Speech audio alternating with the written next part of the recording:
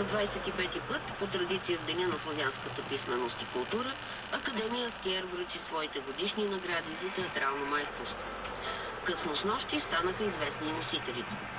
Авторският спектакъл на Марин Кръстев «Семейен албум», поставен в Младежкия театър от самия автор, спечели наградата за съвременна българска драматургия и за водеща мъжка роля на Герасим Георгиев Геро.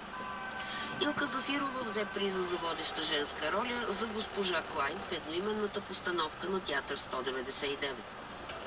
Ролята на Гърти в Кривите огледала, спектакъл на Младежкия театър отново, донесе на Стефан Мавродиев наградата за поддържаща мъжка роля.